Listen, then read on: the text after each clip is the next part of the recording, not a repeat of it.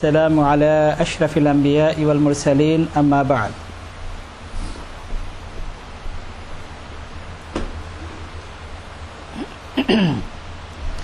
গত সপ্তাহে প্রোগ্রামের শেষে আমাদের এক ভাই খুব সংক্ষেপে একটা জটিল প্রশ্ন করেছিলেন, লিখে পাঠিয়েছিলেন। তো আমি বলেছিলাম যে এই প্রশ্নের উত্তর আগামী সপ্তাহে ইনশাআল্লাহ দেওয়া হবে। প্রশ্নটি ছিল,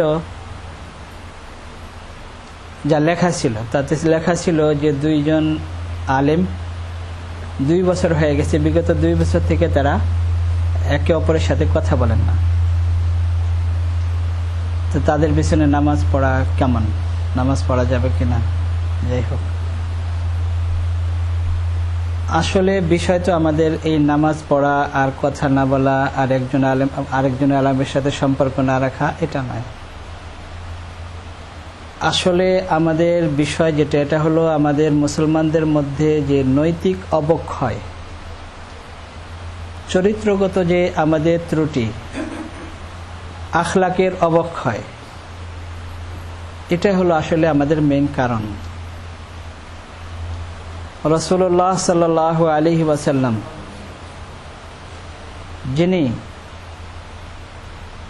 সৃষ্টির সবচেয়ে উৎকৃষ্ট সত্তা, আল্লাহ তাআলা দুনিয়া এবং দুনিয়ার পরে এবং আগে আল্লাহ তাআলা যা কিছু সৃষ্টি করেছেন সব কিছুর মধ্যে সর্বোত্তম ব্যক্তি রাসূলুল্লাহ সাল্লাল্লাহু আলাইহি ওয়াসাল্লাম। এবং এই জগৎ সৃষ্টির রহস্য রাসূলুল্লাহ সাল্লাল্লাহু আলাইহি ওয়াসাল্লাম।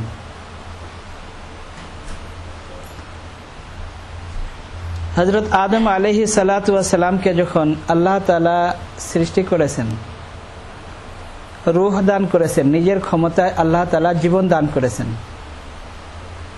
হযরত আদম আলাইহিস সালাতু ওয়াস সালাম জান্নাতে ঘুমন্ত ছিলেন। হযরত হাওয়া রাদিয়াল্লাহু তাআলা আনহাকে আল্লাহ তাআলা হযরত আদম আলাইহিস সালাতু ওয়াস সালামের বাম পাজরের বাঁকা ছোট হাড়ের থেকে আল্লাহ তাআলা সৃষ্টি করেছেন। হযরত আদম আলাইহিস সালাতু ওয়াস সালামের ঘুম ভাঙার পরে হযরত আদম আলাইহিস সালাতু ওয়াস সালাম দেখেন খুব সুন্দরী একজন রমণী পাশে বসা, প্রথম নারী। এবং আল্লাহ তাআলা সৃষ্টি করেছেন নারীকে, আল্লাহ তাআলা বলেছেন লিতাসকুনু ইলাইহা, যেন তার কাছে গেলে তোমার মনে শান্তি আসে। হযরত হাওয়া রাদিয়াল্লাহু তাআলা আনহাকে দেখে হযরত আদম আলাইহিস সালাতু ওয়াস সালাম আশ্চর্য বোধ করলেন। এতদিন তো একাই ছিলেন। যখন হযরত আদম আলাইহিস সালাতু ওয়াস সালাম জিজ্ঞেস করলেন তুমি কে, হযরত হাওয়া রাদিয়াল্লাহু তাআলা আনহা উত্তরে বলেন যে আমাকে আল্লাহ তাআলা সৃষ্টি করেছেন আপনার মনের শান্তির জন্য। হযরত আদম আলাইহিস সালাতু ওয়াস সালাম আল্লাহ তাআলাকে জিজ্ঞেস করেন, ইয়া আল্লাহ, এখন আমার কি করতে হবে? আল্লাহ তাআলা বলেন তোমার মোহর আদায় করতে হবে, যেটা আমরাকে দেন মোহর বলি, তোমার এই মোহর আদায় করতে হবে। এখন হযরত আদম আলাইহিস সালামও জান্নাতে, হযরত হাওয়া রাদিয়াল্লাহু তাআলা আনহাও জান্নাতে। আর জান্নাতে তো আর কোনো টাকা পয়সা বা কোনো কারেন্সি বা কোনো কিছু থাকে না। আদম আলাইহিস সালাতু ওয়াস, আর এখনো তো কোনো কনসেপ্টই নাই টাকা পয়সার, তার কারণ দুনিয়ার কোনো কিছুর সাথে এখনো টাচ হয়নি। হযরত আদম আলাইহিস সালাতু ওয়াস সালাম বুঝতে পারতেছিলেন না যে কি করতে হবে, মোহর কিভাবে দিতে হবে। তো বলেন, ইয়া আল্লাহ, মোহর কিভাবে দিতে হবে? আমি তো জানি না, বুঝি না কি করতে হবে।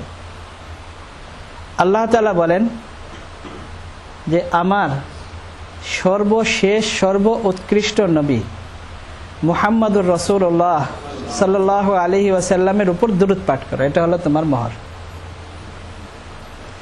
রাসূলুল্লাহ সাল্লাল্লাহু আলাইহি ওয়াসাল্লাম ইরশাদ করেছেন, আনা নবিয়্যুন ওয়া আদামু বাইনাল মাই ওয়াত তিন, যে আমি তখনও নবী যখন আদম আলাইহিস সালাতু ওয়াস সালাম যখন আদম আলাইহিস সালাম মাটি এবং পানির মধ্যে ছিলেন, অর্থাৎ আদম আলাইহিস সালামকে কিভাবে বানানো হয়েছে তো আপনারা এর আগে শুনেছেন এবং সবসময় শুনে থাকেন। হযরত আদম আলাইহিস সালাতু ওয়াস সালামকে এখনো বানানো হয় নাই। বাইনাল মাই ওয়া তিন মানে পানি এবং মাটির মাঝামাঝিতে, অর্থাৎ হযরত আদম আলাইহিস সালাতু ওয়াস সালাম এখনো পর্যন্ত জন্ম নেন নাই। রাসূলুল্লাহ সাল্লাল্লাহু আলাইহি ওয়াসাল্লাম বলেন যে আমি তখনও নবী, এবং সমস্ত আম্বিয়ায়ে কেরামের কাছ থেকে আল্লাহ তাআলা রাসূলুল্লাহ সাল্লাল্লাহু আলাইহি ওয়াসাল্লামের ব্যাপারে প্রতিশ্রুতি নিয়েছেন কোরআনে কারিমে, যে আমার সেই নবী যদি আসে আপনাদের যুগে লা তুমিনুন্না বিহি ওয়া লা তানসুরুন্না, সেই নবীর উপর ঈমান আনতে হবে। আল্লাহ তাআলা আম্বিয়ায়ে কেরামের থেকে প্রতিশ্রুতি নিয়েছেন যে সেই নবীর উপর ঈমান আনতে হবে। লা তুমিনুন্না বিহি, সেই নবীর উপর ঈমান আনতে হবে। ওয়া লা তানসুরুন্না, এবং সেই নবীর সহযোগিতা করতে হবে। আর আমরা এটা সবাই জানি, মেরাজের ঘটনা। মেরাজ দেখেন, এই তো আমাদের মেরাজের যে সময় বলা হয় এই মাসে, রজব মাসে, কিন্তু এই মেরাজের যে সময় এবং কখন মেরাজ যে হয়েছে এটা তো এর মধ্যে তো কারো কোনো সন্দেহ নেই, কিন্তু এর যে তারিখ এবং রাত্রি পালন করা, রোজা রাখা, এটা যদি এমন কোনো বড় একটা ইবাদত হতো তো আপনি কি মনে করেন রাসূলুল্লাহ সাল্লাল্লাহু আলাইহি ওয়াসাল্লামের মেরাজ হয়েছে তখন হযরত খাদিজা রাদিয়াল্লাহু তাআলা আনহা তখনও জীবিত,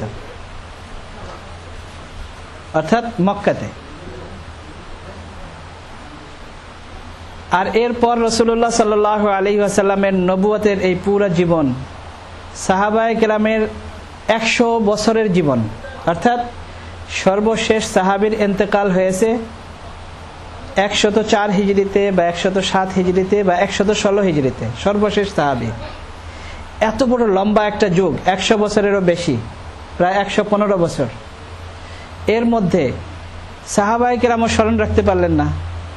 আর রাসূলুল্লাহ সাল্লাল্লাহু আলাইহি ওয়াসাল্লামের এক একটা জিনিস পুঙ্খানুপুঙ্খানুভাবে সাহাবায়ে কেরাম স্মরণ রেখেছেন। তো মেরাজের দিন, তারিখ এবং কোন রাত্রে যাপন করতে হবে এটা কি সাহাবায়ে কেরাম স্মরণ রাখতে পারেননি? অর্থাৎ, এবং এর মধ্যে যদি আমরা তাফসীরের কিতাবে দেখি, সুবহানাল্লাযী আসরা বিআবদিহি লাইলাম মিনাল মাসজিদিল হারাম ইলাল মাসজিদিল আকসা, মেরাজের যে আয়াত সমূহ,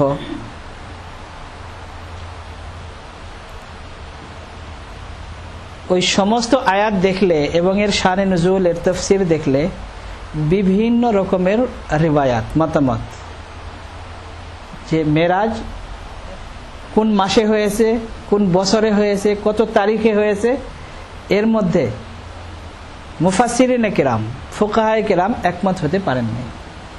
তো যে বিষয়ের উপরে যুগের মুহাদ্দিসিন, মুফাসসিরিন একমত হতে পারেন নাই যে কোন তারিখে ছিল, আর সেই তারিখকে আমরা নির্ধারণ করে সেই রাত্র পালন করা, বিশেষ কোনো ইবাদত করা, কি বলেন, এটাকে সুন্নাত বলা যায়?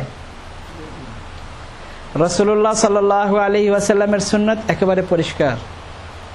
রাসূলুল্লাহ সাল্লাল্লাহু আলাইহি ওয়াসাল্লাম বলেন মাহাজ্জাতিল বাইদা, একেবারে পরিষ্কার, আলোকিত, আলোর মধ্যে যেমন কোনো জিনিস রাখলে পরিষ্কার দেখা যায়। রাসূলুল্লাহ সাল্লাল্লাহু আলাইহি ওয়াসাল্লামের জীবন, রাসূলুল্লাহ সাল্লাল্লাহু আলাইহি ওয়াসাল্লামের জীবনী, রাসূলুল্লাহ সাল্লাল্লাহু আলাইহি ওয়াসাল্লামের চরিত্র, রাসূলুল্লাহ সাল্লাল্লাহু আলাইহি ওয়াসাল্লামের সুন্নাত একেবারে পরিষ্কার। তো যেহেতু মুফাসসিরিন, মুহাদ্দিসিন সবাই মিলেও একমত হতে পারেন না, বিভিন্ন বর্ণনা, তো সেই রাত্রিকে নির্ধারণ করে দিন রাত রজনী পালন করা, দিনে রোজা রাখা, এটা সুন্নাত নয়। এই যে মেরাজের ব্যাপারে আমরা যা করে থাকি এটা সুন্নাত নয়।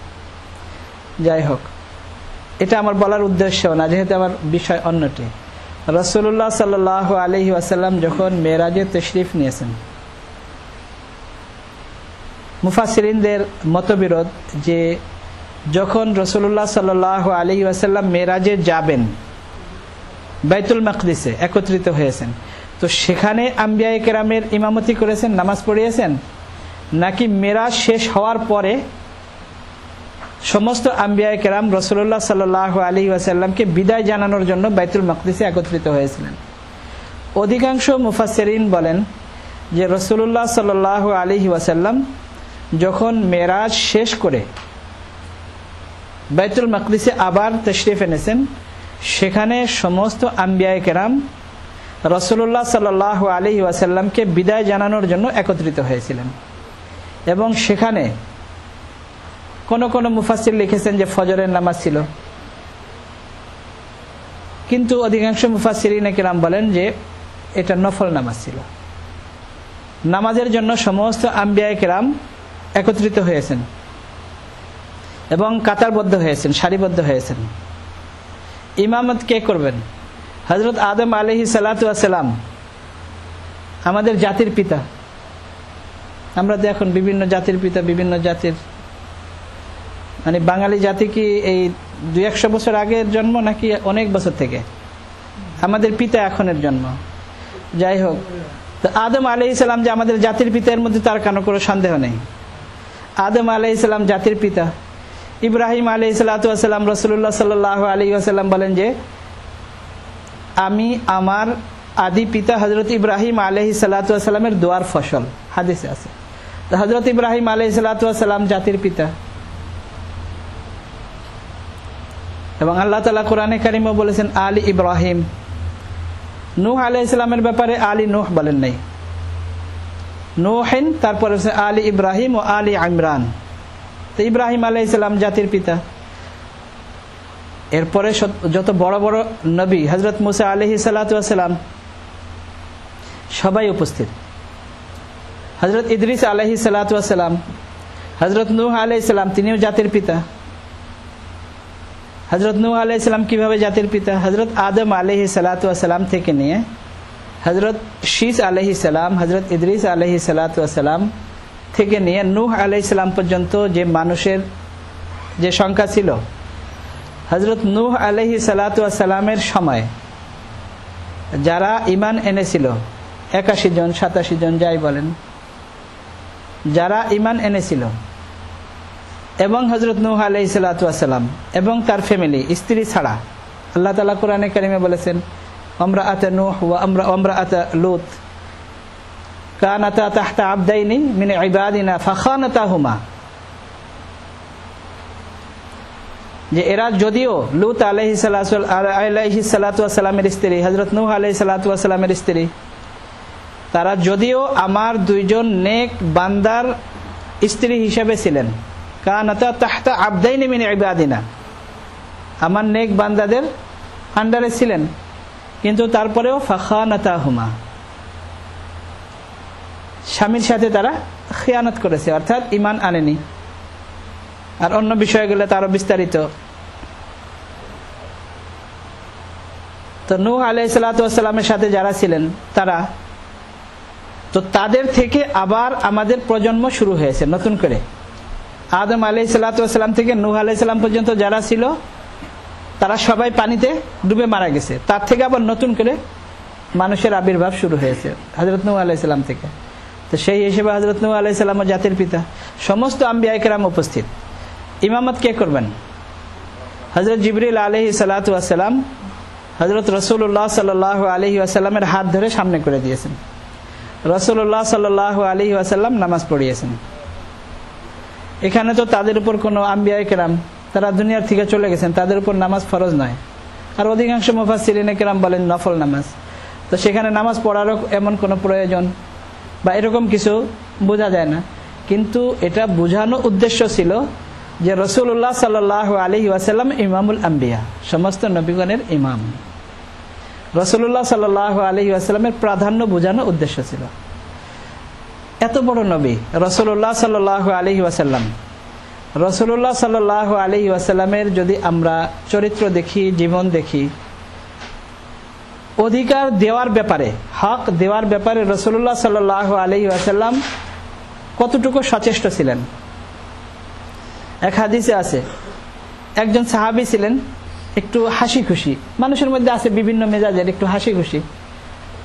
তো তিনি কথা বললে সাহাবায়ে কেরাম সাধারণত হাসতেন, রাসূলুল্লাহ সাল্লাল্লাহু আলাইহি ওয়াসাল্লাম উপভোগ করতেন। অনেক সময় অনেক কথা বললে রাসূলুল্লাহ সাল্লাল্লাহু আলাইহি ওয়াসাল্লাম তার কথায় হাসতেন। তো ওই সাহাবী বসে কথা বলছিলেন আর সামনে আরো কয়েকজন সাহাবী ছিলেন, তো তারা একটু তার কথা শুনে হাসাহাসি করতেছিলেন। রাসূলুল্লাহ সাল্লাল্লাহু আলাইহি ওয়াসাল্লাম যাচ্ছিলেন, রাসূলুল্লাহ সাল্লাল্লাহু আলাইহি ওয়াসাল্লাম দেখে বুঝেছেন, তারপর আবার দাঁড়িয়ে শুনছেন কি বলে। তো শোনার পরে রাসূলুল্লাহ সাল্লাল্লাহু আলাইহি ওয়াসাল্লামের হাতে তো লাঠি ছিল, লাঠি দিয়ে তার শরীরে এখানে রাসূলুল্লাহ সাল্লাল্লাহু আলাইহি ওয়াসাল্লাম খোঁচা দিয়েছেন। এখন সেই সাহাবী বলে, ইয়া রাসূলুল্লাহ, আপনি যে আমাকে ব্যথা দিয়েছেন, খোঁচা দিয়েছেন, আমি এর প্রতিশোধ চাই। রাসূলুল্লাহ সাল্লাল্লাহু আলাইহি ওয়াসাল্লাম দেখেন, ওই সাহাবী যে হাসি মজাক করছিলেন অন্য সাহাবাদেরকে নিয়ে, রাসূলুল্লাহ সাল্লাল্লাহু আলাইহি ওয়াসাল্লাম নিজেও দাঁড়িয়ে উপভোগ করছিলেন এবং হাসির ছলেই রাসূলুল্লাহ সাল্লাল্লাহু আলাইহি ওয়াসাল্লাম লাঠি দিয়ে এইভাবে খোঁচা দিয়েছেন। তো এটা তো আর কোনো কিছু এরকম ব্যথা বা অপরাধ বা এটা কিছুই মনে হওয়ার কথা নয়। কিন্তু সাহাবী বলেন, ইয়া রাসূলুল্লাহ, আপনি আমাকে যে লাঠি দিয়ে ব্যথা দিয়েছেন, আমি এর প্রতিশোধ চাই। হুজুর সাল্লাল্লাহু আলাইহি ওয়াসাল্লাম কোনো চিন্তা ভাবনা ছাড়া রাসূলুল্লাহ সাল্লাল্লাহু আলাইহি ওয়াসাল্লাম নিজের পিঠ এইভাবে দিয়েছেন, এখানে খোঁচা দিয়েছেন, ঠিক আছে তুমি এখানে দাও। বলে, ইয়া রাসূলুল্লাহ, আমার তো শরীরে কোনো কাপড় পরা নাই, তিনি শুধু ওই লুঙ্গি পরা ছিলেন, চাদর পরা, শরীরে কোনো জামা ছিল না, শার্ট ছিল না, জুব্বা ছিল না। বলেন, আপনার তো শরীরে জুব্বা পরা আর আমার তো হলো খালি, আমার শরীর খালি, তো এখন যদি আমি প্রতিশোধ নিই তাহলে আপনার কাপড়ে লাগবে, আপনার শরীরে তো লাগবে না। রাসূলুল্লাহ সাল্লাল্লাহু আলাইহি ওয়াসাল্লাম সাথে সাথে এইভাবে কাপড় উঠিয়ে বলেন, না আমি খালি করে দিয়েছি তোমার জন্য, আর লাঠি দিয়েছেন, না তুমি এর প্রতিশোধ নিয়ে নাও। ওই সাহাবী রাসূলুল্লাহ সাল্লাল্লাহু আলাইহি ওয়াসাল্লামকে জড়িয়ে ধরে ওই জায়গায় চুমু খেয়েছেন। এটা তো তার একটা সুযোগ ছিল যে রাসূলুল্লাহ সাল্লাল্লাহু আলাইহি ওয়াসাল্লামকে কিভাবে এইভাবে খোলা শরীরে চুমা দিতে পারবো। যদিও ওই সাহাবীর ইচ্ছা প্রতিশোধ নেওয়ার ছিল না, কিন্তু দেখার বিষয় হলো যে এমন নবী যিনি সমস্ত নবীদের নবী, তিনি অধিকার দেওয়ার জন্য এবং প্রতিশোধ নেওয়ার জন্য কিভাবে সাহাবীকে সুযোগ করে দিয়েছেন, এটা হলো দেখার বিষয়। রাসূলুল্লাহ সাল্লাল্লাহু আলাইহি ওয়াসাল্লাম একেবারে ইন্তেকালের পূর্বে রাসূলুল্লাহ সাল্লাল্লাহু আলাইহি ওয়াসাল্লামের শেষ সময়ের কথা আমরা হয়তো সবাই শুনে থাকি। রাসূলুল্লাহ সাল্লাল্লাহু আলাইহি ওয়াসাল্লামের ইন্তেকালের একেবারে যখন থেকে হুজুর সাল্লাল্লাহু আলাইহি ওয়াসাল্লাম অসুস্থতা শুরু হয়, এটা হলো রাসূলুল্লাহ সাল্লাল্লাহু আলাইহি ওয়াসাল্লাম জান্নাতুল বাকিতে গিয়েছেন রাত্রিবেলা। সেখানেই রাসূলুল্লাহ সাল্লাল্লাহু আলাইহি ওয়াসাল্লামের মাথায় প্রচন্ড ব্যথা শুরু হয়। যখন রাসূলুল্লাহ সাল্লাল্লাহু আলাইহি ওয়াসাল্লাম ফিরে আসেন, হযরত আয়েশা রাদিয়াল্লাহু তাআলা আনহার ঘরে ছিলেন। হযরত আয়েশা রাদিয়াল্লাহু তাআলা আনহাকে বলেন, যে আয়েশা, আমার মাথায় অনেক ব্যথা। হযরত আয়েশা রাদিয়াল্লাহু তাআলা আনহা বলেন, ইয়া রাসূলুল্লাহ, আমার অনেক বেশি ব্যথা, আপনার থেকে আমার অনেক বেশি ব্যথা, মাথা আমার অনেক বেশি, প্রচন্ড ব্যথা। রাসূলুল্লাহ সাল্লাল্লাহু আলাইহি ওয়াসাল্লামের এটাই জীবনের শেষ, যেটা বলা হয় যে হুজুর সাল্লাল্লাহু আলাইহি ওয়াসাল্লাম কখনো হাসি মজাকও করতেন, এটাই হলো শেষ উদাহরণ। রাসূলুল্লাহ সাল্লাল্লাহু আলাইহি ওয়াসাল্লাম হযরত আয়েশা রাদিয়াল্লাহু তাআলা আনহাকে বলেন, আয়েশা, তোমার তো তাহলে সৌভাগ্য, তুমি যদি এখন এই অবস্থায় মারা যাও তাহলে তোমার থেকে ভাগ্যবতী আর কে হবে? খাতামুন নবিয়্যিন তোমার গোসল দিবে, খাতামুন নবিয়্যিন তোমাকে কাফন পরাবে, খাতামুন নবিয়্যিন তোমার জানাজা পড়াবে, তোমাকে দাফন করবে, এর থেকে আর ভাগ্য কি হতে পারে? হযরত আয়েশা রাদিয়াল্লাহু তাআলা আনহা রেগে যান, অভিমানে বলেন, হ্যাঁ আমি বুঝি তো, আমি মারা গেলে আমার এই ঘরে আপনি আরেকজন স্ত্রীকে নিয়ে আসবেন। হযরত আয়েশা রাদিয়াল্লাহু তাআলা আনহা ছিলেন খুবই অভিমানী স্ত্রী, এটা তো আমরা সবাই জানি। ইয়া রাসূলুল্লাহ, আমি মারা গেলে আমার এই ঘরে তো আপনি সন্ধ্যা পর্যন্ত অন্য আরেকজনকে নিয়ে আসবেন। এটাই ছিল রাসূলুল্লাহ সাল্লাল্লাহু আলাইহি ওয়াসাল্লামের ইন্তেকালের পূর্বে শেষ হাসি মজাকের যে ছিল। এরপর রাসূলুল্লাহ সাল্লাল্লাহু আলাইহি ওয়াসাল্লাম অসুস্থ হয়ে যান, জ্বর শুরু হয়ে যায়। যাই হোক, এইভাবে কয়েকদিন অতিবাহিত হয়ে যায়। রাসূলুল্লাহ সাল্লাল্লাহু আলাইহি ওয়াসাল্লামের একদিন একটু ভালো লাগে। রাসূলুল্লাহ সাল্লাল্লাহু আলাইহি ওয়াসাল্লাম হযরত জাফর রাদিয়াল্লাহু তাআলা আনহু মনে হয়, বা হযরত আব্বাস রাদিয়াল্লাহু তাআলা আনহু এবং হযরত আলী রাদিয়াল্লাহু তাআলা আনহুর হাত ধরে মসজিদে যান। এরকম কয়েকদিন হয়েছে, যেটা আমি বলতে চাচ্ছি শুধু ওই কথাটাই বলছি। মসজিদে যে রাসূলুল্লাহ সাল্লাল্লাহু আলাইহি ওয়াসাল্লাম মেম্বারে বসেন, এটাই রাসূলুল্লাহ সাল্লাল্লাহু আলাইহি ওয়াসাল্লামের জীবনের শেষ বয়ান। রাসূলুল্লাহ সাল্লাল্লাহু আলাইহি ওয়াসাল্লাম মসজিদে মেম্বারে বসে সাহাবায়ে কেরামকে নবুয়তের জীবনের শুরু থেকে নিয়ে শেষ পর্যন্ত সংক্ষেপে খুব সুন্দরভাবে তুলে ধরেন যে তোমাদের সাথে আমি এত বছর অতিবাহিত করেছি, হয়তো আমার থেকে কোনো ভুল ত্রুটি যদি হয়ে থাকে, বা তোমাদের দৃষ্টিতে যদি আমার কোনো অপরাধ মনে করো, যদি তোমাদের আমার কাছে কোনো কিছু পাওনা থাকে, তাহলে আমি এখন উপস্থিত আছি, তোমরা তোমাদের হক আমার কাছ থেকে নিয়ে যাও। যদি আমি তোমাদের কোনো ক্ষতি করে থাকি, ক্ষতিপূরণ দিয়ে দেব। যদি তোমাদের উপর কোনো জুলুম করে থাকি, জুলুমের প্রতিশোধ আমার কাছ থেকে নিয়ে নাও। যদি কোনো টাকা পয়সা তোমরা আমার কাছে পাও, তাহলে টাকা পয়সা আমি তোমাদেরকে এখন দিয়ে দেব।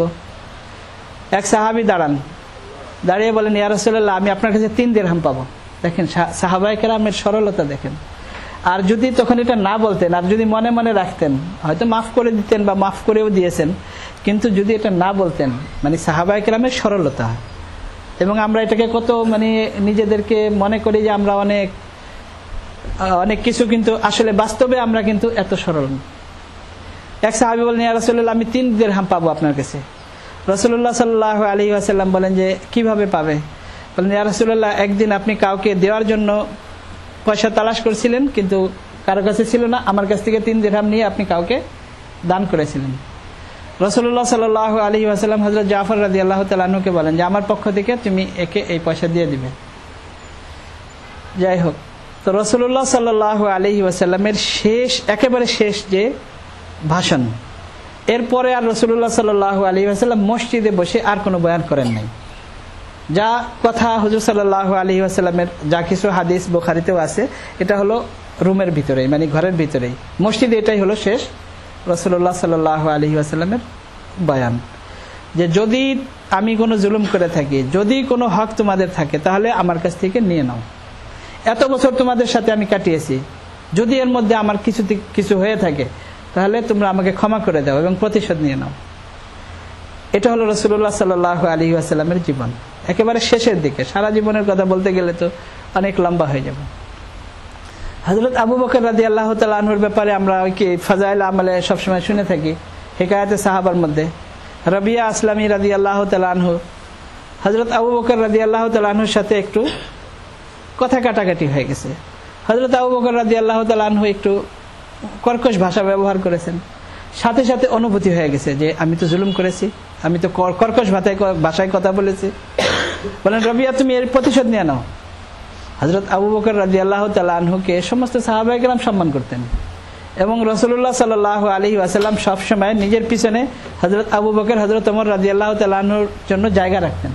রাসূলুল্লাহ সাল্লাল্লাহু আলাইহি ওয়াসাল্লাম সাহাবায়ে কেরামদেরকে বলতেন যে এদের দুইজনের জন্য জায়গা রাখো। এবং একবার নয়, অনেকবার এরকম রাসূলুল্লাহ সাল্লাল্লাহু আলাইহি ওয়াসাল্লাম হাত ধরেছেন। একদিকে ডান দিকে হযরত আবু বকর রাদিয়াল্লাহু তাআলা আনহু, বাম দিকে হযরত ওমর রাদিয়াল্লাহু তাআলা আনহু, বলেছেন যে আমরা কিয়ামতের দিনে এইভাবে উঠব। একবার নয়, অনেকবার। হযরত আবু বকর রাদিয়াল্লাহু তাআলা আনহুর মর্যাদা সাহাবায়ে কেরামও সম্মান করতেন। রাবিয়া আসলামী বলেন যে আমি কি করব, আমি বিব্রত হয়ে গেছি। আমি বলছি না, আমি প্রতিশোধ নিব না। হযরত আবু বকর রাদিয়াল্লাহু তাআলা আনহু চিন্তা করেন, মানে হক দেওয়ার জন্য, প্রতিশোধ নেওয়ার জন্য নয়, মানে প্রতিশোধ নেওয়ার সুযোগ দেওয়ার জন্য, যে তুমি প্রতিশোধ নিয়ে নাও। হযরত আবু বকর রাদিয়াল্লাহু তাআলা আনহু চাপ সৃষ্টি করছে, তুমি তাড়াতাড়ি আমার করো, আমি তোমার উপর জুলুম করেছি, তুমি প্রতিশোধ নিয়ে নাও। এখন রাবিয়া আসলামী রাদিয়াল্লাহু তাআলা আনহু আর কি করবেন? তার গোত্রের কিছু লোক ছিল, তারা বলে যে আশ্চর্য মানুষ, নিজেই বলে যে আমি জুলুম করেছি, আবার নিজেই আবার চাপ সৃষ্টি করে, তা আশ্চর্য মানুষ। হযরত রাবিয়া আসলামী রাদিয়াল্লাহু তাআলা আনহু হুজুর সাল্লাল্লাহু আলাইহি ওয়াসাল্লামের কাছে গিয়েছেন, ইয়া রাসূলুল্লাহ, আবু বকর আমার সাথে এরকম ব্যবহার, আমি কি করব? এখন পেরেশান হয়ে গেছেন। রাসূলুল্লাহ সাল্লাল্লাহু আলাইহি ওয়াসাল্লাম বলেছেন যে তুমি বলে দিতে যে আমি মাফ করে দিয়েছি। মানে হুজুর সাল্লাল্লাহু আলাইহি ওয়াসাল্লাম শিখিয়ে দিয়েছেন যে তুমি বলো যে আমি মাফ করে দিয়েছি। তো আমাদের এখানে শিখার বিষয় যেটা, এটা হলো যে হযরত আবু বকর রাদিয়াল্লাহু তাআলা আনহু প্রতিশোধ নেওয়ার জন্য নয়, মানে যার উপর জুলুম হয়েছে মনে করেন, আসলে এটা তো জুলুমের কি আছে, বড় মানুষ, ছোট কাউকে ধমক দিতেই পারেন, কথায় কোনো কিছু বলতেই পারেন, কিন্তু তারপরেও হযরত আবু বকর রাদিয়াল্লাহু তাআলা আনহু মনে করেছেন যে আমি জুলুম করেছি, তুমি এর প্রতিশোধ নিয়ে নাও। হযরত ওমর রাদিয়াল্লাহু তাআলা আনহুর ব্যাপারে তো আমরা সবাই জানি অনেক ঘটনা, আমি শুধু উদাহরণের জন্য সংক্ষেপে একটু বলি। হযরত ওমর রাদিয়াল্লাহু তাআলা আনহু মেম্বারে বসা, জুমার দিন মেম্বারে বসা, সাহাবায়ে কেরাম সবাই জুমার দিন খুতবা দিচ্ছেন, বলেন যে যদি ওমর যদি কোনো এমন কাজ করে যেটা শরীয়ত বিরোধী তাহলে তোমরা কি করবে? এক সাহাবী দাঁড়িয়ে গেছে, এই তলোয়ার দিয়ে ওমরকে ঠিক করব। হযরত ওমর রাদিয়াল্লাহু তাআলা কি বলেছেন আমরা সবাই জানি, বলেছেন যে আলহামদুলিল্লাহ, যে যতদিন পর্যন্ত এরা জীবিত থাকবে ততদিন পর্যন্ত ওমর ঠিক থাকবে। আর আমরা হলে কি করতাম? হযরত ওমর রাদিয়াল্লাহু তাআলা আনহু ইন্তেকালের সময়, হযরত ওমর রাদিয়াল্লাহু তাআলা আনহুর ইন্তেকাল কিভাবে হয়েছে আপনারা জানেন। হযরত ওমর রাদিয়াল্লাহু তাআলা আনহু সব সময় দোয়া করতেন, আল্লাহুম্মা রযুকনি শাহাদাতান ফি সাবিলিক, হে আল্লাহ আপনার রাস্তায় আমাকে আপনি শাহাদাত দান করেন, আমি যেন শহীদ হই।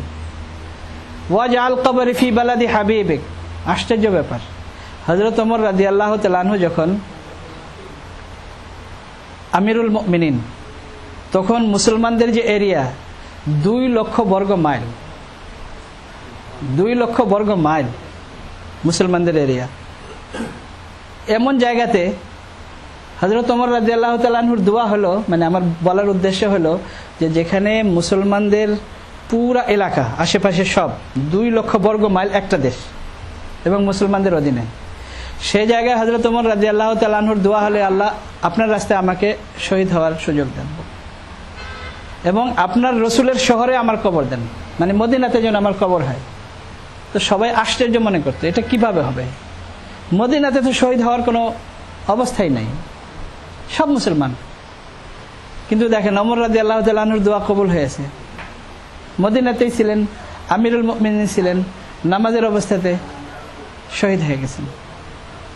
যাই হোক, তো কিন্তু সাথে সাথে মারা যাননি,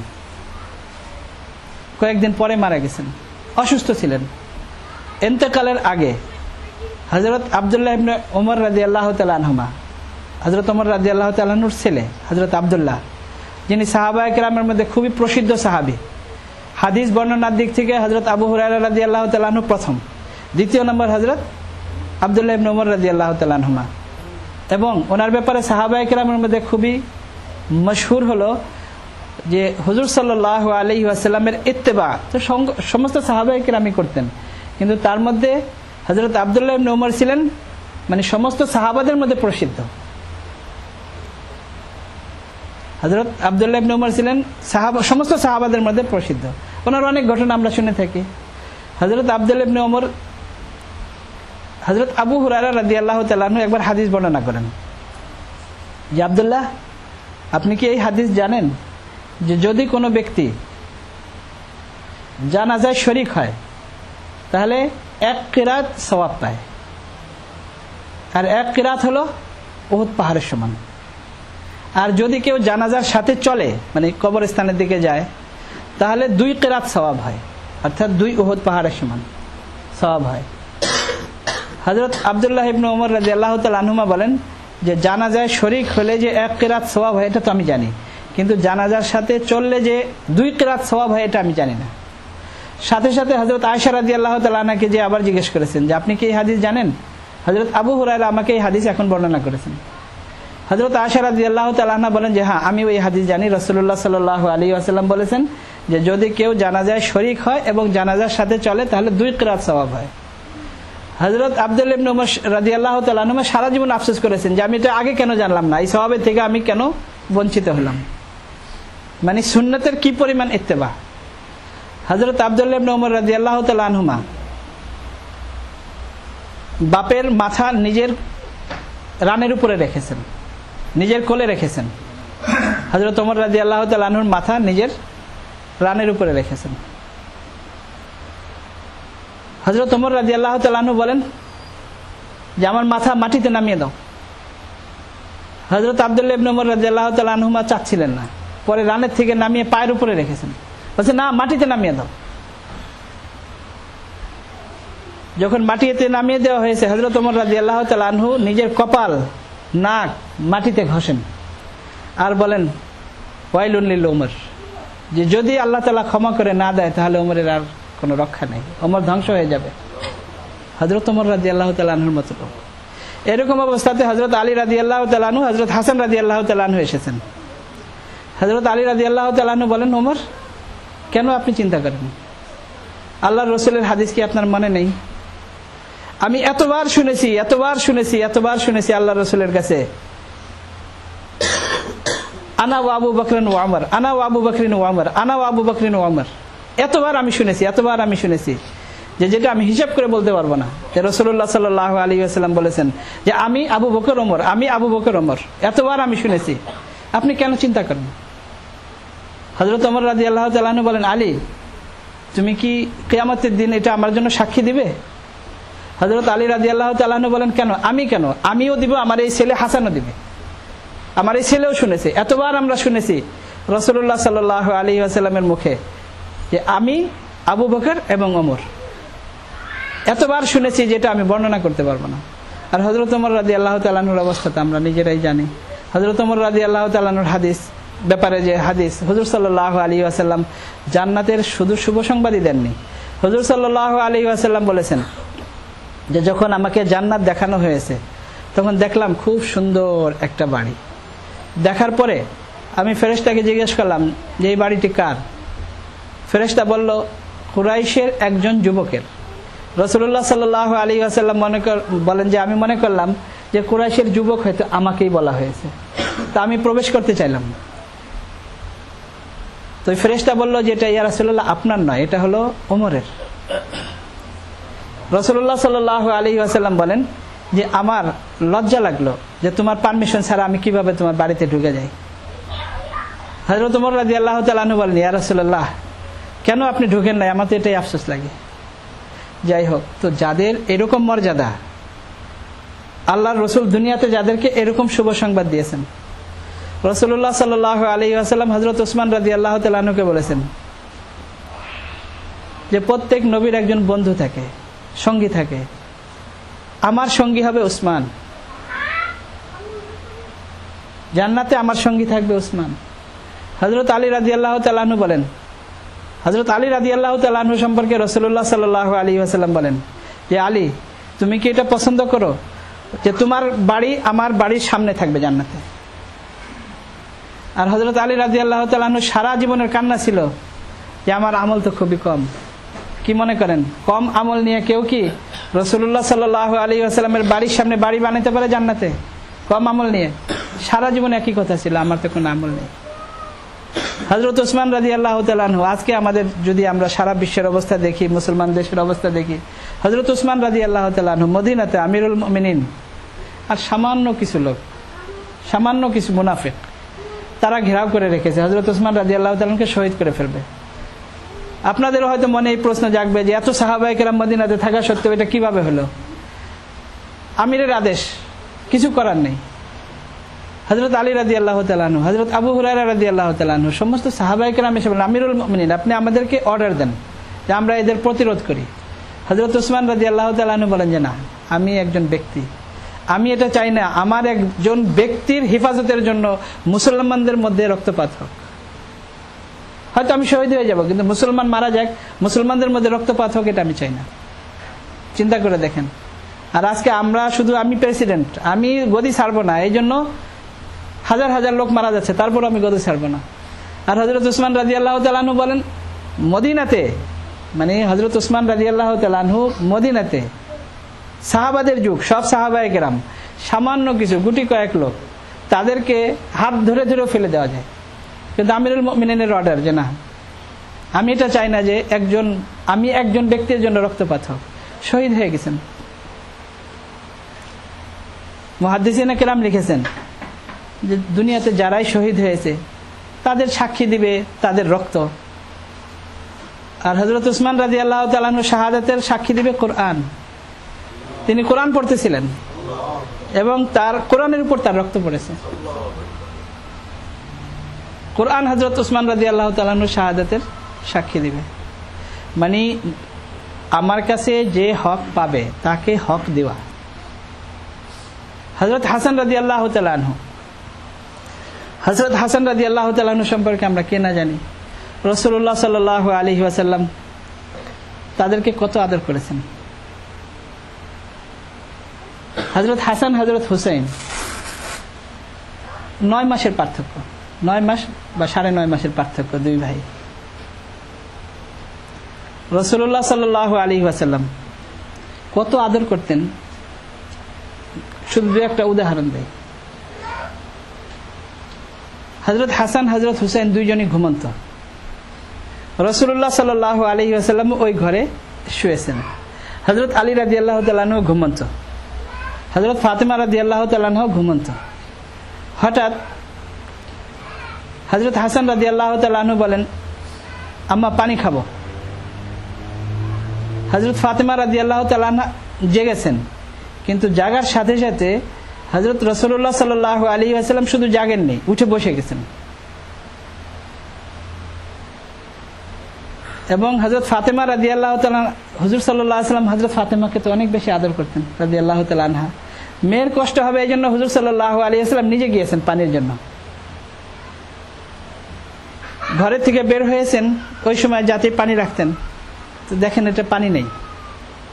রাসূলুল্লাহ সাল্লাল্লাহু আলাইহি ওয়াসাল্লাম আরেকটু সামনে গেছেন, একটা বকরি বাঁধা ছিল, আর ওই বকরি তখন দুধের কোনো নাই, মানে দুধের সময় না বকরি। রাসূলুল্লাহ সাল্লাল্লাহু আলাইহি ওয়াসাল্লাম গিয়েছেন, পাত্র যাই ছিল ওই পাত্রতে হুজুর সাল্লাল্লাহু আলাইহি ওয়াসাল্লাম হাত দেওয়ার সাথে সাথে দুধ ভরে গেছে। রাসূলুল্লাহ সাল্লাল্লাহু আলাইহি ওয়াসাল্লাম ঘরে ঢুকে এতক্ষণে হযরত হুসাইন রাদিয়াল্লাহু তাআলা আনহু উঠে গেছেন, দুইজনই তো ছোট। মুহাদ্দিসিনে কেরাম লিখেছেন হযরত হাসান রাদিয়াল্লাহু তাআলা আনহুর কোমরের থেকে নিয়ে চেহারা পর্যন্ত হুজুর সাল্লাল্লাহু আলাইহি ওয়াসাল্লামের সাথে পুরো অনুরূপ, আর কোমরের থেকে নিয়ে পা পর্যন্ত হযরত হুসাইন রাদিয়াল্লাহু তাআলা আনহু হুজুর সাল্লাল্লাহু আলাইহি ওয়াসাল্লামের অনুরূপ। আর এর অপোজিট হলো হযরত আলী রাদিয়াল্লাহু তাআলা আনহু, মানে কোমর থেকে নিয়ে মাথা পর্যন্ত হযরত হুসাইন রাদিয়াল্লাহু তাআলা আনহু আলী রাদিয়াল্লাহু তাআলা আনহুর মতো। আর হযরত হাসান রাদিয়াল্লাহু তাআলা আনহু কোমর থেকে নিয়ে পা পর্যন্ত হযরত আলী রাদিয়াল্লাহু তাআলা আনহুর মতো। তো হযরত হাসান রাদিয়াল্লাহু তাআলা আনহুকে পানি দেওয়ার জন্য হুজুর সাল্লাল্লাহু আলাইহি ওয়াসাল্লাম মানে দুধ নিয়ে এসেছেন, এতক্ষণে হযরত হুসাইন রাদিয়াল্লাহু তাআলা আনহু উঠে গেছেন। আর দুইজনই যে ছোট, বরং সে তো আরো 8-9 মাস, 9 মাস 9.5 মাসের ছোট। হযরত হুসাইন রাদিয়াল্লাহু তাআলা আনহু তাড়াতাড়ি পান করার জন্য সামনে এসেছেন। হুজুর সাল্লাল্লাহু আলাইহি ওয়াসাল্লাম বলেছেন, না, আগে হাসানকে দেব। এখন হযরত ফাতেমা রাদিয়াল্লাহু তাআলা আনহা তো বসা। হযরত ফাতেমা রাদিয়াল্লাহু তাআলা, ইয়া রাসূলুল্লাহ, আপনি কি হাসানকে বেশি ভালোবাসেন? রাসূলুল্লাহ সাল্লাল্লাহু আলাইহি ওয়াসাল্লাম বলেন যে দেখো, সে আগে চেয়েছে, তার অধিকার আগে, তার হক আগে, এই জন্য তাকে আগে দিব। যে ছোট বাচ্চাদের কি হক থাকে বা ই থাকে, কিন্তু রাসূলুল্লাহ সাল্লাল্লাহু আলাইহি ওয়াসাল্লাম সেখানেও ইনসাফ কায়েম করেছেন, যে সে আগে চেয়েছে তার প্রাপ্য আগে। হযরত হাসান রাদিয়াল্লাহু তাআলা আনহুকে আগে দিয়েছেন। মানে কি পরিমাণ ভালোবাসতেন রাসূলুল্লাহ সাল্লাল্লাহু আলাইহি ওয়াসাল্লাম এদেরকে। রাসূলুল্লাহ সাল্লাল্লাহু আলাইহি, ছোট বাচ্চাদের সাথে আমরা তো খেলা করি অনেক সময়।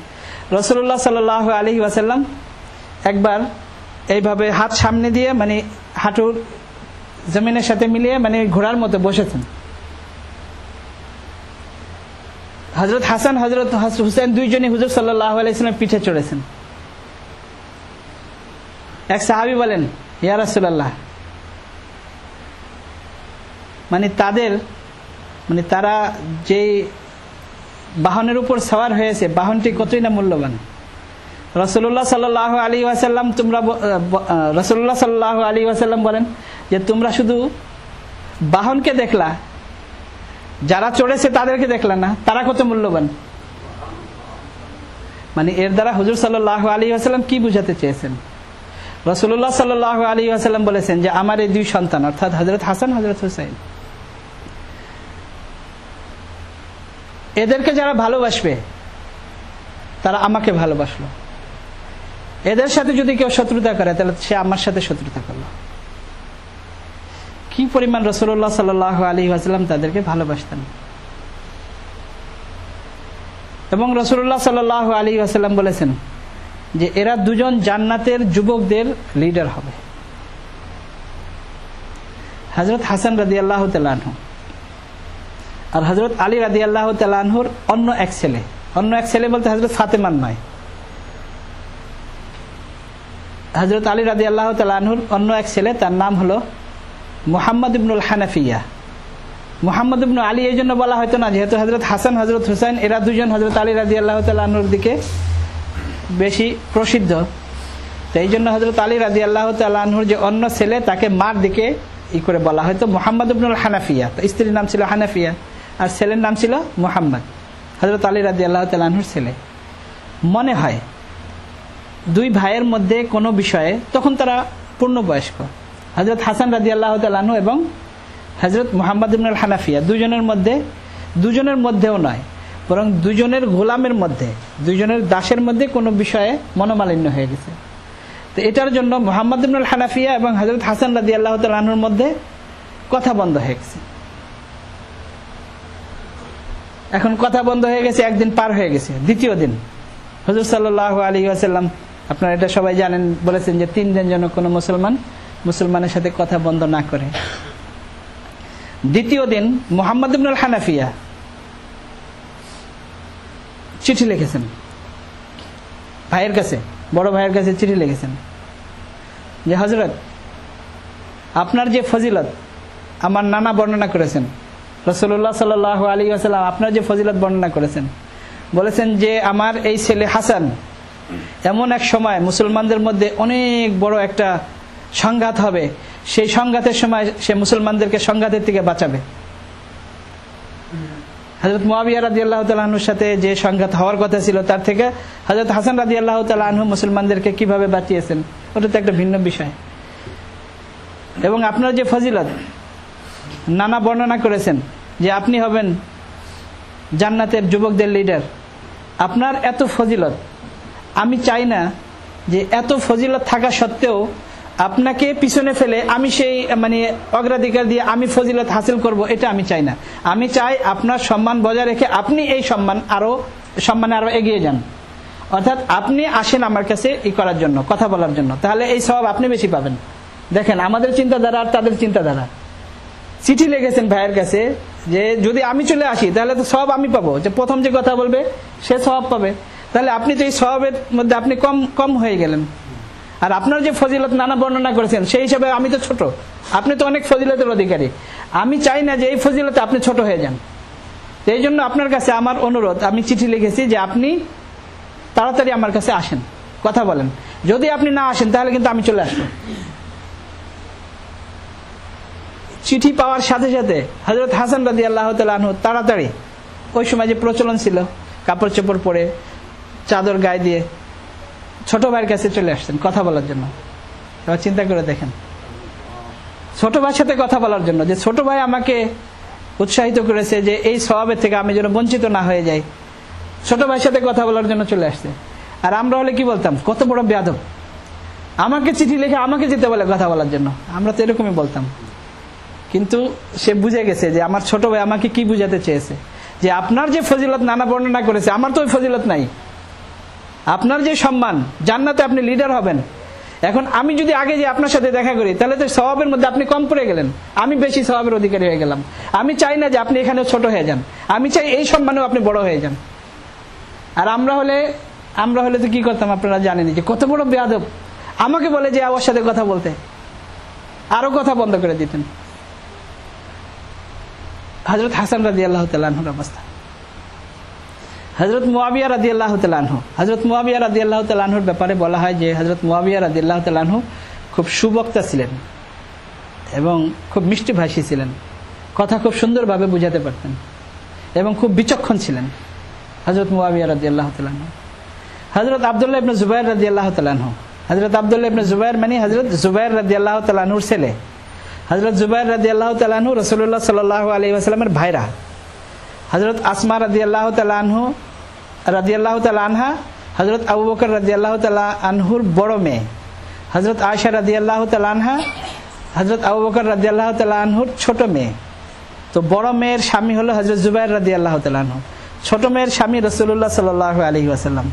হযরত আব্দুল্লাহ ইবনে জুবাইর আর উরওয়া ইবনে জুবাইর এরা দুজন, এদের দুজনকে হযরত আয়েশা রাদিয়াল্লাহু তাআলা আনহা ছেলের মতো আদর করতেন এবং ছেলের মতো লালন পালন করেছেন এবং ছেলের মতো এদেরকে খুব বেশি আদর করতেন, যেহেতু নিজের কোনো সন্তান ছিল না। হযরত আব্দুল্লাহ ইবনে জুবাইর রাদিয়াল্লাহু তাআলা আনহু বড় সাহাবাদের মধ্যে একজন এবং খুব বিচক্ষণ বড় সাহাবাদের মধ্যে একজন। বাপ যেমন আশারায়ে মুবাশশারা, হযরত জুবাইর রাদিয়াল্লাহু তাআলা আনহু তো 10 জন যারা জান্নাতে প্রবেশ করবেন রাসূলুল্লাহ সাল্লাল্লাহু আলাইহি ওয়াসাল্লাম যাদের ঘোষণা দিয়েছেন তার মধ্যে হযরত জুবাইর রাদিয়াল্লাহু তাআলা আনহু একজন। ঠিক হযরত আব্দুল্লাহ ইবনে জুবাইর যদিও আশারায়ে মুবাশশারা নন, কিন্তু বড় সাহাবাদের একজন, অনেক হাদিস বর্ণনা করেছেন। আর ওই সময় ছিল এরকম যে হযরত আব্দুল্লাহ ইবনে জুবাইর রাদিয়াল্লাহু তাআলা আনহুর সাথে আর হযরত মুয়াবিয়া রাদিয়াল্লাহু তাআলা আনহুর সাথে ওই কিছু মতবিরোধ ছিল সরকারের ব্যাপারে, যেহেতু হযরত আলী রাদিয়াল্লাহু তাআলা আনহুর সাথে হযরত মুয়াবিয়া রাদিয়াল্লাহু তাআলা আনহুর মতবিরোধ ছিল এই কারণে। কিন্তু তাদের মতবিরোধ আসলে আমাদের মতো নয়। যদি আমরা চিন্তা করি যে হযরত আলী রাদিয়াল্লাহু তাআলার সাথে হযরত মুয়াবিয়া রাদিয়াল্লাহু তাআলা আনহুর সাথে কিভাবে মতবিরোধ হলো, কিভাবে দ্বন্দ্ব হলো, এটা একটা ভিন্ন বিষয়, বলতে গেলে অনেক সময়ের দরকার। শুধু একটা উদাহরণ দেখেন, ওই সময় তো একটা রোম সম্রাট, রোমান এম্পায়ার একটা বড় পরাশক্তি ছিল। তো যখন হযরত আলী রাদিয়াল্লাহু তাআলা আনহুর সাথে হযরত মুয়াবিয়া রাদিয়াল্লাহু তাআলা আনহুর দ্বন্দ্ব সারা দুনিয়ার মানুষই জানতে পেরেছে, তো রোমান এম্পায়ার চিঠি লিখেছে হযরত মুয়াবিয়া রাদিয়াল্লাহু তাআলা আনহুর কাছে যে আলীর সাথে তো তোমার দ্বন্দ্ব, তুমি চলে আসো আমার সাথে মিলে যাও, আমরা মিলে আলী রাদিয়াল্লাহু তাআলা আনহুর সাথে যুদ্ধ করি। হযরত মুয়াবিয়া রাদিয়াল্লাহু তাআলা আনহু চিঠির উত্তর দিয়েছেন, হে রুমি কুকুর, রোমান এম্পায়ারকে ওই সময় পরাশক্তি, হে রুমি কুকুর, তুমি যদি এমন মনে করে থাকো যে আমি হযরত আলী রাদিয়াল্লাহু তাআলা আনহুর বিরুদ্ধে তোমার সাথে যে মিলবো, তাহলে তোমার মন থেকে এটা বের করে দাও। যদি তুমি হযরত আলী রাদিয়াল্লাহু তাআলা আনহুর সরকারের উপর আক্রমণ করো, তাহলে হযরত আলী রাদিয়াল্লাহু তাআলা আনহুর প্রথম সৈনিক হব আমি। হযরত আলী রাদিয়াল্লাহু তাআলা আনহুর প্রথম সৈনিক আমি হব, যে সর্বপ্রথম হযরত আলীর সৈন্যদের মধ্যে যে সর্বপ্রথম যে ব্যক্তি থাকবে সে হব আমি। অথচ দুই জনের মধ্যে মতবিরোধ, এটা একটা ভিন্ন বিষয়, বলতে অনেক সময়ের দরকার। যাই হোক, তো ওই সব বিষয়ে কিছু মতবিরোধ ছিল হযরত আব্দুল্লাহ ইবনে জুবাইর রাদিয়াল্লাহু তাআলা আনহুর সাথে এবং হযরত মুয়াবিয়া রাদিয়াল্লাহু তাআলা আনহুর সাথে। হযরত মুয়াবিয়া রাদিয়াল্লাহু তাআলা আনহু ছিলেন সিরিয়াতে, সিরিয়াতেই ছিলেন গভর্নর হিসেবে এবং সিরিয়াতেই ওনার শেষ পর্যন্ত মানে ক্যাপিটাল সিটি যেটা রাজধানী, এটাও সিরিয়াতেই রেখেছিলেন। মদিনাতে আসতেন কিন্তু সিরিয়াতেই ক্যাপিটাল সিটি ছিল এবং পরবর্তীতে যে এজিদ যে ছিল সেও এখানেই ছিল, সিরিয়াতেই ছিল। যাই হোক, তো একটা জমির ব্যাপারে মানে একটা জায়গা ছিল যেই জায়গায় হযরত আব্দুল্লাহ ইবনে জুবাইর রাদিয়াল্লাহু তাআলা আনহুর জমি ছিল, হযরত মুয়াবিয়া রাদিয়াল্লাহু তাআলা আনহুর জমি ছিল, দুইজনেরই বাগান ছিল, পাশাপাশি ছিল। তো হযরত আব্দুল্লাহ ইবনে জুবাইর রাদিয়াল্লাহু তাআলা আনহুর গোলামের সাথে আর হযরত মুয়াবিয়া রাদিয়াল্লাহু তাআলা আনহুর গোলামের সাথে ওই বাগান নিয়ে, এরা তো আর দেখতে যেতেন না বা এদের তো সময় ছিল না, বাগান নিয়ে কোনো দ্বন্দ্ব হয়েছে। তো দ্বন্দ্ব হওয়ার পরে স্বাভাবিক ব্যাপার, যার যার গোলাম তার মালিকের কাছে বলবে। তো হযরত আব্দুল্লাহ ইবনে জুবাইর রাদিয়াল্লাহু তাআলা আনহুর গোলাম হযরত আব্দুল্লাহ ইবনে জুবাইর রাদিয়াল্লাহু তাআলা আনহুকে বলেছে যে মুয়াবিয়া রাদিয়াল্লাহু তাআলা আনহুর গোলাম এই বাগানের মধ্যে এরকম এরকম উল্টাপাল্টা এরকম কিছু করেছে। তো হযরত আব্দুল্লাহ ইবনে জুবাইর রাদিয়াল্লাহু তাআলা আনহু চিঠি লিখেছেন হযরত মুয়াবিয়া রাদিয়াল্লাহু তাআলা আনহুকে যে আপনি তাড়াতাড়ি এটা মীমাংসা করেন এবং ন্যায় বিচার করেন, তা নাহলে কিন্তু আমি এর প্রতিশোধ নেব।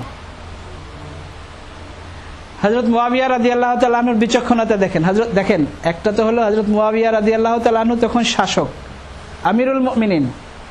হযরত আব্দুল্লাহ ইবনে জুবাইর রাদিয়াল্লাহু তাআলা আনহু একে তো মতবিরোধ, দ্বিতীয়ত তিনি হলেন একজন প্রজা, মানে একজন সাধারণ নাগরিক। একজন সাধারণ নাগরিক, তাও আবার মানে যে বাদশা আমিরুল মুমিনিনের সাথে মতবিরোধ।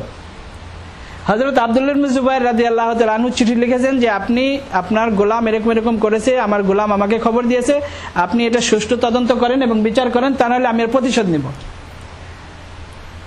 হযরত দেখেন দুনিয়ার হিসাবে এখন বলতে গেলে প্রেসিডেন্ট একজন নাগরিকের কাছে চিঠি লিখেছে, মানে ওই চিঠির উত্তরে লিখেছে যে বাবা তুমি কি প্রতিশোধ নিবে, প্রতিশোধ নেওয়ার থেকে সবচেয়ে ভালো হলো আমার যে বাগান আছে এই বাগানটাই তুমি নিয়ে যাও, তাহলে তো আর তোমার প্রতিশোধ নেওয়ার কোনো প্রয়োজন পড়বে না, আমার যে বাগান আছে চলো এটাই আমি তোমাকে দিয়ে দিলাম। আজকের আমাদের শাসক আর একজন সাধারণ নাগরিক, তার মধ্যে দ্বন্দ্ব হলে কি অবস্থায় আমরা জানি। আর ওই সময়ের আমিরুল মুমিনিন শাসক, আর আমি তো আপনাদেরকে বললাম হযরত মুয়াবিয়া রাদিয়াল্লাহু তাআলা আনহুর সময় তখন আরো বড় হয়ে গেছিল দেশ। বর্তমান হিসেবে দেখতে গেলে অর্ধেক এশিয়া, বর্তমান হিসেবে যদি আমরা দেখি অর্ধেক এশিয়া, অর্ধেক ইউরোপ এবং অর্ধেক আফ্রিকা এবং পুরো আরব দেশগুলো, এই সব মিলে ছিল একটা দেশ তখন। এত বড় দেশের বাদশা আমাদের হিসেবে দেখতে গেলে এখন কত দেশ হয়ে গেছে। তো এতগুলো দেশের বাদশা একসাথে, আর একজন সাধারণ নাগরিক বলেছে যে আমি এর প্রতিশোধ নেব, আর বাদশা বলতেছে যে ঠিক আছে প্রতিশোধ আর কি নেবে, তুমি আমার বাগানটাই নিয়ে যাও, তাহলে আর প্রতিশোধ নেওয়ার দরকার পড়বে না। তো এটা ছিল আসলে হক দেওয়ার বিষয়। যদি আমরা আমাদের যে চরিত্রের অবক্ষয়, আমাদের আখলাকের যে ত্রুটি বিচ্যুতি, এগুলোর দিকে যদি আমরা একটু নজর দেই, একটু লক্ষ্য করি, তাহলে এই ধরনের অবস্থা আমাদের হবে না। আর আপনাদের প্রশ্ন, আমাদের প্রশ্ন যে নামাজ হবে কি হবে না, আমি যদি দেখি আমার নিজের কি অবস্থা, আমি একটু আপনাদেরকে আরো একটু বলি। হযরত আলী রাদিয়াল্লাহু তাআলা আনহুকে এক লোক এসে বলে যে আমিরুল মুমিনিন, হযরত ওমর রাদিয়াল্লাহু তাআলা আনহুর সময় দেশ এত ভালোভাবে চলেছে, এত সুন্দরভাবে চলেছে, এরকম ছিল, আর আপনার সময় শুধু সারা দেশে অরাজকতা, গন্ডগোল। হযরত আলী রাদিয়াল্লাহু তাআলা আনহু বলেন হযরত ওমর রাদিয়াল্লাহু তাআলা আনহুর সময় আমি ছিলাম ওখানে প্রজা হিসেবে, জনগণ হিসেবে আমি ছিলাম, হযরত আবু হুরায়রা ছিল। হযরত ওমর যখন আমিরুল মুমিনিন, তা আমার মতো লোক, হযরত আবু হুরায়রার মতো লোক, এরা ছিল তখন নাগরিক। তো তুমি এরকম নাগরিক এনে দাও, এরকম নাগরিক যদি আনতে পারো তাহলে তার থেকেও এখন দেশ ভালো চলবে। তা আমরা যদি খালি একজন আলেম আর একজন ইমামের ভুল দেখি, আমরা নিজেদের জীবন দেখি, আমাদের কি অবস্থা, আমাদের আখলাক কোন পর্যায়ে, এটা আমরা একটু চিন্তা করে দেখি। অথচ আমরা সব সময় পড়ে থাকি এবং আমরা সব সময় শুনে থাকি বুনিয়াল ইসলাম ওয়ালা খামসিন, 5টা বিষয়ের উপরে ইসলামের ফাউন্ডেশন। 5টার মধ্যে আমরা সবাই জানি কি কি। প্রথম হলো কালিমা, তারপরে নামাজ, তারপরে রোজা, হজ, যাকাত, 5টা আমাদের ফাউন্ডেশন। আপনারা বলেন শুধু ফাউন্ডেশনে কি ঘর হয়? মুহাদ্দিসিনে কেরাম উদাহরণ দিয়েছেন যে চারদিকে 4টা পিলার আর ইমান হলো মাঝখানে বড় একটা তাবু টানানোর জন্য। কিন্তু ওই তাবুটা কি? আপনি বলেন যদি ফাউন্ডেশন খুব হেভি হয়, চতুর্দিকে ওয়ালও থাকে, তারপরেও কি জিনিসপত্র রাখা রক্ষিত, মানুষ থাকতে পারে? বৃষ্টি হলে কি হবে, রোদ্রে কি হবে? তো এই যে ফাউন্ডেশন, এই ফাউন্ডেশনের ছাদ কি? এই যে ঘরের ছাদ, এই ছাদ কি? এই ছাদ হলো আখলাক। যে ইসলামের ফাউন্ডেশন 5টা জিনিস, আর এই 5টা জিনিস যখন ফাউন্ডেশন যখন মজবুত হয়ে গেল, এর ছাদ হলো আখলাক। যতক্ষণ পর্যন্ত আখলাক পরিপূর্ণ না হবে ততক্ষণ পর্যন্ত আমাদের এই 5টা ফাউন্ডেশন পরিপূর্ণ হবে না।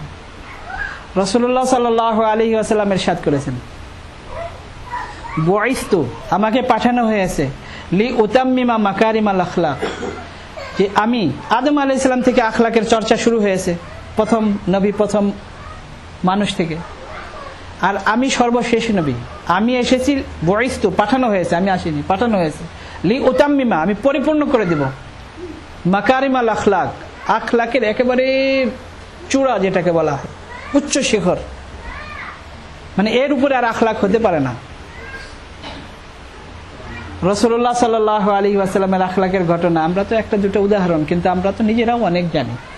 সাহাবায়ে কেরামের আখলাক, অসংখ্য ঘটনা, বুজুর্গানে দিনের ঘটনা, সাহাবাদের পরে পরবর্তী যুগে তাবেঈন, তাবেঈন তাদের ঘটনা যদি আমরা পর্যালোচনা করে দেখি, হযরত থানভী রাহমাতুল্লাহ আলাইহি যে ভেস্টি, আমরা তো সবাই জানি, হাকিমুল উম্মাত হযরত মাওলানা আশরাফ আলী থানভী রাহমাতুল্লাহ আলাইহি 1000 কিতাব লিখেছেন, তার মধ্যে ভেস্টিজের একটা কিতাব, 1000 কিতাব লিখেছেন। হযরত থানভী রাহমাতুল্লাহ আলাইহিকে বলা হয় যে শতাব্দীর মুজাদ্দিদ, এবং এত বড় আলেম। ঈদের নামাজের সময় এত বড় মুহাদ্দিস, এত বড় আলেম, এত বড় ফকিহ, মুজাদ্দিদ, ঈদের নামাজ পড়ানোর পরে সাধারণ এক লোক, গ্রামের লোক দাঁড়ায় একটা প্রশ্ন করেছেন যে আপনি এটা করেছেন, এটা ঠিক হয় নাই। চিন্তা করেন, এত বড় আলেমের সামনে হযরত থানভী রাহমাতুল্লাহ আলাইহির সাথে সাথে তার পা ধরে মাফ করতে চেয়েছেন যে ঠিক আছে, আমাকে মাফ করে দাও। অথচ এটা কোনো অন্যায় করেন নাই, কিছু করেন নাই, বরং ওই লোকটা অপরাধ করেছে। এরকম একটা এরকম ভাবে প্রশ্ন করেছে, বেয়াদবি করেছে, আর প্রশ্ন ঠিক করে নাই। হযরত থানভী রাহমাতুল্লাহ সাথে সাথে যে তার পা ধরে বলছে ঠিক আছে, আমাকে ক্ষমা করে দাও। এটা হলো বিনয়ী হওয়ার একটা পর্যায়, ক্ষমা চাওয়া।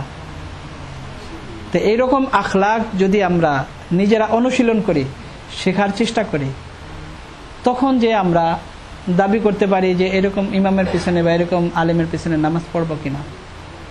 আর যদি আমাদের মধ্যে এরকম চর্চা হয়, তাহলে ওই আলেমও এরকম আর থাকবে না।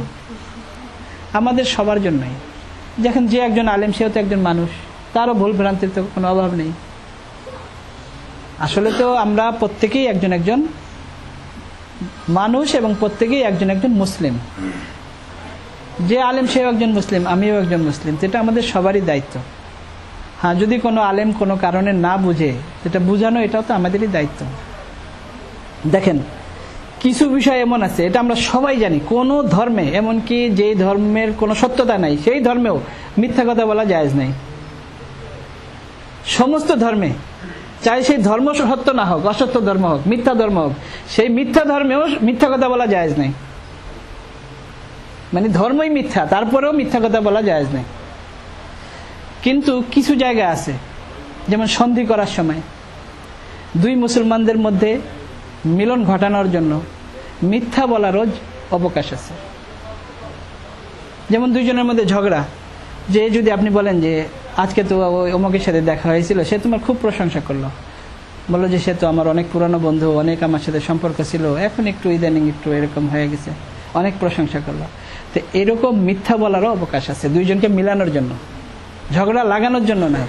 এর আগে আমি হয়তো একদিন বলেছি, ঝগড়া লাগানোর জন্য যদি হয়, তাহলে এটাকে বলে নামিমা, গীবত, বিভিন্ন পর্যায়ে। কিন্তু মিলনের জন্য এতটুকু মিথ্যা বলারও অবকাশ আছে, সন্ধি করানোর জন্য। কারণ এটা অনেক বড় একটা গুরুত্বপূর্ণ বিষয়। আল্লাহ তাআলা আমাদের সবাইকে সঠিক দিন সঠিকভাবে বোঝার তৌফিক দান করেন। ওয়া আখিরু দাওয়ানা আলহামদুলিল্লাহি রাব্বিল আলামিন। ইনশাআল্লাহ তাফসীর আজকে শুরু করতে চেয়েছিলাম, কিন্তু পথে আবার মনে পড়লো যে আপনাদের সাথে আমি ওয়াদাবদ্ধ ছিলাম যে একটা প্রশ্ন ছিল, এটার উত্তর দেব। হঠাৎ এটা মনে পড়লো, তো এই জন্য আজকে ওর উপরে কিছু কথা বলে ফেললাম। ইনশাআল্লাহ তাফসীর শুরু হবে। প্রথম 2 সপ্তাহ তাফসীর, আর এর পরের 2 সপ্তাহ বুখারী শরীফের হাদিসের দর্স ইনশাআল্লাহ। কিন্তু আপনাদের এই পরের সপ্তাহ এবং তারপরের সপ্তাহ তো আপনাদের এখানে একটা তো ওই হাফিজ সাহেবদের প্রোগ্রাম, আর এর পরের সপ্তাহ তো আপনাদের এখানে প্রোগ্রাম, তো এই 2 সপ্তাহ বন্ধ থাকবে, তারপরে ইনশাআল্লাহ। আল্লাহ তাআলা আমাদের সবাইকে সঠিক দিন সঠিকভাবে বোঝার তৌফিক দান করেন, এবং আল্লাহ তাআলা আমাদেরকে আখলাক শিখার তৌফিক দান করেন, এবং বিনয়ী হওয়ার মন মানসিকতা আল্লাহ তাআলা আমাদের তৈরি করে দেন। এটা হলো সবচেয়ে বড় জিনিস।